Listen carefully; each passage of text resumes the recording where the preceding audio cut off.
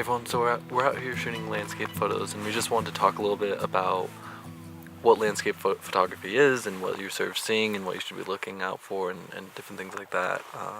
Really, I think it's kind of in the name, landscapes. You're shooting sort of vistas, you're shooting nature, you're shooting big landscapes, you're shooting the land. And I think typically people think of that as with, wide angle lenses and just seeing a lot of space, but I think you can also do a lot of cool stuff with telephoto photography, zooming in on things that are really far away but still getting a really nice landscape. So it's just being out in nature. A lot of times it's kind of, screensaver-esque shot, but it's a nice memory, and typically you can do some really cool stuff. Like this morning we woke up at sunset to get some shots, and I think the lighting was really, really beautiful. So and it forced us out of the bed at 6 a.m.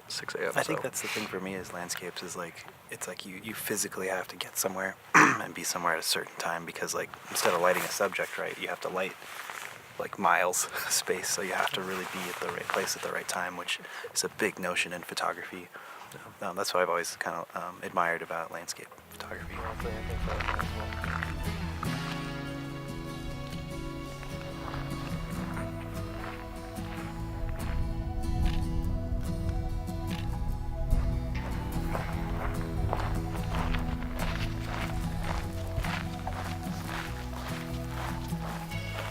What do you do for composition?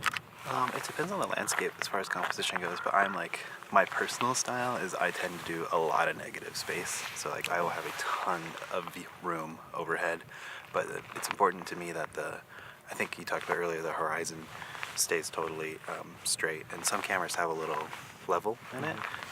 But yeah, I mean, that's the big thing for me, is just big open space for me, and then like a very level horizon. What about you? What's your style?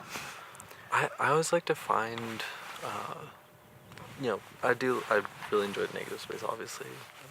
Just seeing the sky, and especially if there's clouds or something going on. We actually have planes flying overhead, which I'm not sure I necessarily like seeing these sort of, chemtrails, streaks in the sky.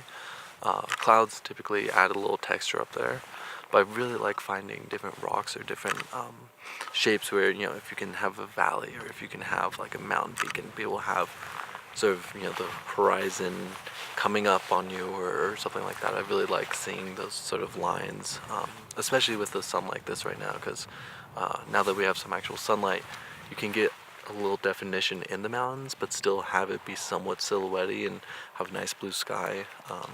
Again, we're shooting raw too, so you're really able to, if you're a little off axis, you can kind of go and adjust in post. But generally, yeah, you want to try and get as close to what you want to be. Level, yeah. Well, here, check this out. So this shot is negative space with those kind of chemtrails, and this one's more centered. And you can kind of tell the difference. Let's probably throw them up on the screen, but this one's more centered. You can see like the horizon's maybe a little crooked. I'd probably fix that a little in post. And you go back, here's one with tons of negative space with the chemtrails and the gradient, like I was talking about earlier. And I love that negative space too. Yeah, it just looks nice. It evokes more emotion, I feel like, when it's kind of that rule of thirds too, right? You're putting the horizon lower in that bottom third versus in the center. But it just kind of depends on what you're looking at and what your style is. I think when you're doing a sunset too, it depends on what the sky looks like, obviously, if you don't want to see airplanes. We have campers and different people below, so I definitely even if I didn't want negative space and I want to show off all this, it's not necessarily in terms of the landscape. I don't want to be seeing people in their cars in my foreground. So it's trying to frame them out, trying to find, where can I take a shot that doesn't catch them in it. So that automatically leads to bringing up the horizon a little bit more negative space. And yeah.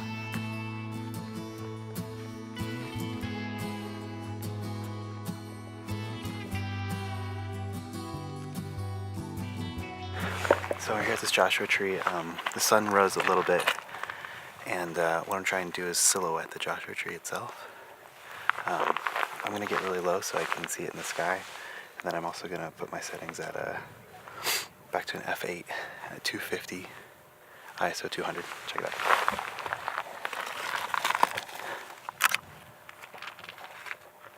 Stop down a little bit more.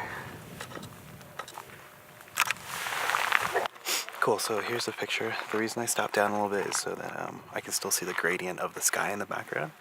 And I don't need to see exposure on the Joshua tree because I'm silhouetting it. And it looks pretty good. And I went from an 8 to an 11. I'm trying to silhouette it and put it against the sky, so I got really low. And I sort of put it in the center of the screen, you can see here. Just to like really emphasize the sort of subject or like the nature of what we're doing, and seeing the background as a landscape is really great. If I put it to the left or the right, it's kind of a little different. But I really like the idea of having the sun directly in the center behind the thing, and there's something to be said about symmetry. So you can be putting stuff off as negative space, or you can be creating a mood with putting everything as like a symmetry in the photo.